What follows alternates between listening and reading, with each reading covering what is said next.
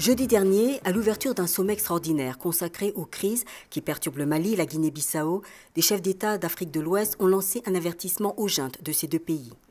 Le message est clair, les dirigeants ouest-africains ont réaffirmé qu'ils ne reconnaîtraient jamais un accord de transition inconstitutionnel. Coup de théâtre, sous la pression de la CEDEAO, la junte au pouvoir en Guinée-Bissau a libéré hier les deux anciens dirigeants incarcérés. Le président intérimaire renversé Raimundo Pereira et l'ex-premier ministre Carlos Gomes Jr., arrêtés au moment du putsch du 12 avril et détenus depuis. Ils sont arrivés hier soir à Abidjan. Je voudrais remercier le président Ouattara, le président en exercice de la CEDEAO, remercier les chefs d'État et dire que nous sommes en Côte d'Ivoire, que c'est aussi notre pays. Ce qu'on peut retenir, c'est que le Premier ministre et le président par intérim, le président Raimondo Vieira et le Premier ministre Gomes, comme vous le constatez, viennent d'atterrir à Abidjan.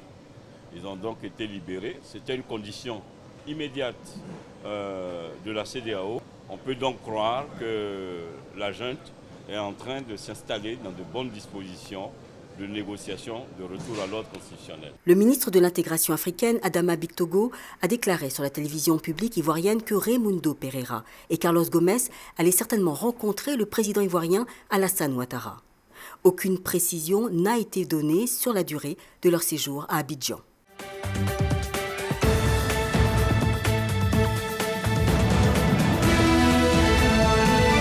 La sécurité alimentaire est une problématique en Afrique. La majeure partie de la population congolaise éprouve les difficultés d'accès à une nourriture saine, variée et de bonne qualité, ce qui leur empêche d'être en parfaite santé et d'assimiler la nourriture consommée. Le Congo compte cependant parmi les pays de l'Afrique en situation de déficit alimentaire. L'histoire de cette situation étrange est liée à une transition forcée et imprévisible de l'économie publique agricole à l'économie privée pour cause d'ajustements structurels macroéconomiques. Une situation qui contraste avec les exigences de la FAO qui stipule qu'une population bien nourrie et en bonne santé est à la fois le résultat d'un développement économique et social réussi et une composante essentielle de tout le processus de développement.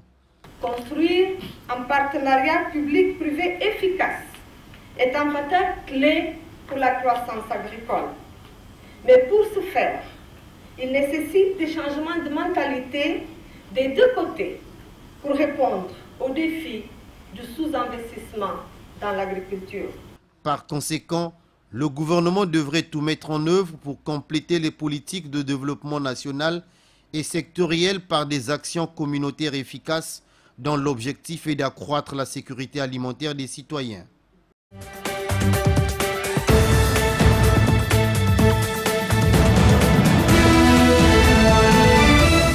Nous sommes ensemble, nous resterons ensemble et nous demeurerons ensemble pour la prospérité du port de Cotonou et la prospérité de vos affaires. C'est ce partenariat que la Direction générale du port autonome de Cotonou entend désormais nouer avec les commerçants, les importateurs et exportateurs, les grossistes, semi-grossistes et détaillants du marché international d'Antokwa à Cotonou. Des opérateurs économiques privilégiés qui à eux seuls fournissent 48 parts des 70% que fournit le port autonome de Cotonou à l'économie nationale.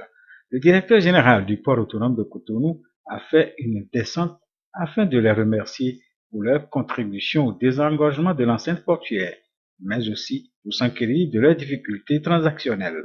Nous allons voir comment maintenir ce contact-là pour que je sois de façon permanente au courant de vos difficultés, de vos problèmes et des attentes que vous portez.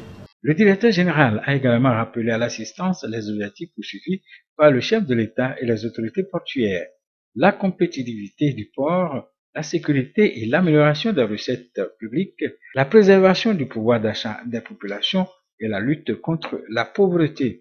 Avec le nouvel élan que prend le port autonome de Cotonou, il a invité les opérateurs économiques qui, entre-temps, ont changé de destination pour leurs importations à faire confiance au port autonome de Cotonou.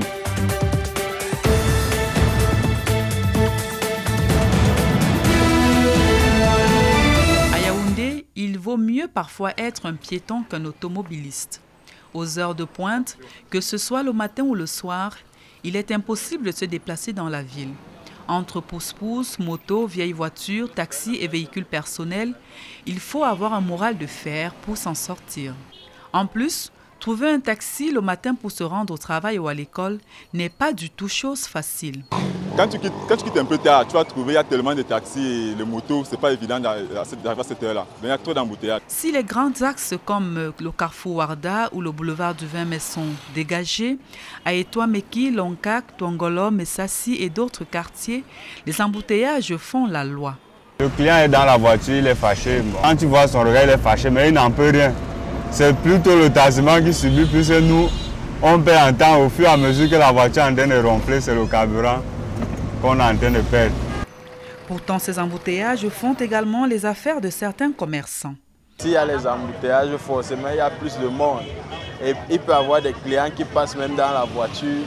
Quand il y a l'embouteillage, il te dit, viens me faire le transfert dans l'embouteillage. Donc, ça nous favorise quelque part. Les usagers ne respectent pas toujours le code de la route et la présence des forces de l'ordre permet aussi de réguler la circulation. Mais le véritable problème des embouteillages à Yaoundé est dû non seulement à l'incivisme, mais aussi au manque d'infrastructures routières. Partant d'Etoudi pour le carrefour et Likdjoua à la tombée de la nuit, on réalise que finalement Yaoundé ne vit qu'au rythme des embouteillages.